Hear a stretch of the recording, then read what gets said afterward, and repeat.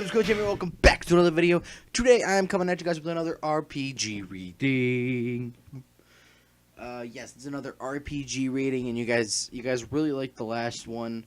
Can't remember exactly what the last one was, but it was. Oh yeah, it was the first part of the Deadlands Junker extension. And those parts will be coming out very soon, trust me. But I didn't want to. I could have put part 1, part 2, and part 3 in the same time, but as you guys know, when this video goes up, I'm probably on vacation, and I have not recorded the second 2 parts. So those won't go up until probably next month, or depending on when I get back from my little break. But yeah, so I decided to record this RPG reading just so that way you guys have an RPG reading. Because you guys do like these, and I thank you guys for the support. Channel's been growing pretty decently lately. I have to say, it has been growing pretty decently. And it's amazing. You guys are really supportive. It just blows my mind.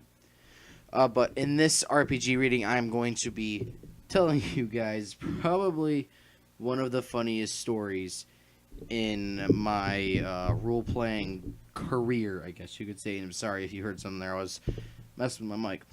But in this video, it's probably going to be a little bit shorter than most of my RPG readings, because most of my RPG readings are like half an hour long. This one's probably going to be like a lot shorter, probably like half the time, just because the story is like it's more of a smaller, funny moment type thing. Cause all of my stories for this series are basically are like moments and stuff like that happen in sessions, and this was just one of our moments. So this story comes from the 5th edition D&D campaign, the first one that I was a player in, and Renavion over the Damsels and Dingbats, who you guys should be familiar with at this point. He runs that game, and in this group, there's like 7 of us, and because in the group, I should probably explain who's in the group first. In the group is Magic Thunder, his mom, his quote-unquote aunt, his cousin, Haphazardness, and me. So there's like 6 of us in the group. I counted wrong because I suck at math. But yeah, so his cousin, Alex, as he is known as, he frequents the comment section, but we were playing, it was in this session, we had to go to the city to start a quest or an adventure or something of that sort, and we had to go to the city to start the quest. And during the time in the city, we all had like an in-game week in the city to just do whatever we wanted and role play and all that stuff. So that way it's not all combat. Because my form of role playing is it's kind of an even balance between role playing and combat. But I kind of lean more towards the role playing part because that's what I like to do. Go over to Damsels and Dingbats channel. Go over to the Damsels and Dingbats channel and ask Renavia. he'll probably even see this video and say that it's true. But in every single role-playing game that he has run me under, I have owned a store or a house in some city. Just because I like the whole role-playing aspect. Like, if we go back to that city, I have a house to stay at, or I can go and check on my shop and all that stuff. I love the role-playing aspect. And this was amazing to me. So, we were all doing things, and Alex, he got in his mind, he said he wanted a girlfriend in the game. And there's this joke in the group because he has an iPhone, and as you guys know, iPhones have Siri. And if you don't know that, where the fuck have you been for the past 15 years? Anyways, so he decided to start this relationship with Siri, and that relationship was integrated into the game, I guess you can say, because in game he stated he wanted to find a girlfriend, and so he found a girlfriend, and this girlfriend, she was in game, I think it was 14 years old, and I don't know, this is a Christian boy, mind you. This is a Christian child who is the age of 13 doing this. He decided to have sex with said 14-year-old in-game and get her pregnant. Mind you, D&D's not real. All right? D&D's not real. This is no recollection in any way, shape, or form of what he's like in real life. I mean, he's psychotic in real life. But this isn't anything that he would do in real life. Trust me. If he did, his mom would probably throw him through a window. That's on top of a 75,000-foot cliff. Anyways, so he has sex with this girl and gets her pregnant. But the problem is, he doesn't want to leave her in the city by herself while she's pregnant. So we allow her, as the group, we collectively agree to let her come on our ship and live there while we adventure. Because we've got an entire crew on the ship and all that stuff that can protect her and all that when we go off and adventure off the ship.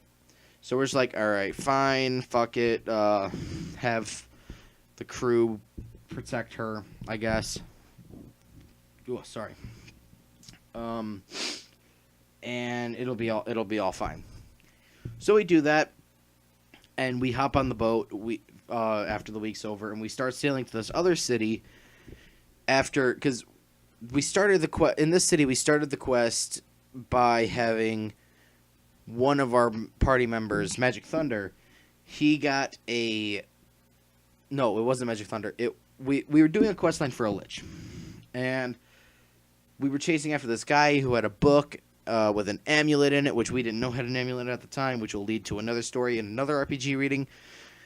And so we went to this town, and that's where he met his girlfriend and all that stuff.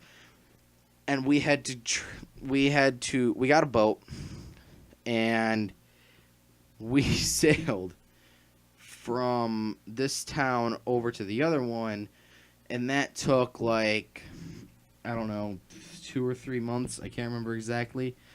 And so we make it to this town, and we dock our ship at the port, and Alex's girlfriend stays on the ship with the crew. We go out adventuring, only for us to shortcut the campaign, as Renavian has said in, I think it was Chit Chat 5 or 6, one of the other. Maybe it was 4. I don't know. I watch them all, Renavian, by the way. Don't think I don't watch them, because I watch them. Actually, that's a lie. I don't watch them. I listen to them while I'm playing Dark Souls or GTA 5. Regardless, he says in one of his videos that actually happened. We short-circuited the campaign. I'm not even joking. We straight up... He didn't anticipate that... Because he threw us into this part where it was a dungeon, and at the end of the dungeon was a djinn. And if you guys don't know what a djinn is, it's pretty much a genie. And we each got one wish. And we each collectively wished for one of us wished for the book that the Lich has sent us after, which then had an amulet in it, but we didn't know that at the time, so we just asked for the book, and the guy still had the amulet. So one of us wished for the book. Someone else, I think it was Magic Thunder's mom, wished for this orb that had the mansion that we had 500 years in the past, which is another RPG reading story that I will get to in another episode. But we all had our own wishes, and we just short-circuited the campaign. Now, to get from the town that we started at to that dungeon and back, it took about a month, maybe two, because we were walking. We didn't have horses, we didn't have carriages, we didn't have anything. We were just walking. And so we get back, and we spend another week or so in the city doing a bunch of... No, we spend like a day or two in the city. Then we go back to the Lich's castle, I guess you can say. It was like an underground castle type thing in a swamp. But the point is, we go there, we give him the book, he gets mad at us. Well, not mad, he gets disappointed that we only brought back the book and not the amulet. Then we tell him our story, and he's just like, okay, fuck it, you guys still get your reward. And we each got our own, like, individual rewards and whatnot. But we do that, and then we go back to the town, and we're there long enough for Alex's girlfriend to have her baby. And so she had her baby, and now his character that character, we've started a new character since then, but his character now, that character, it's a level 10 or something character, has a child in the D&D world. So it's yeah. We don't know what happened to the child.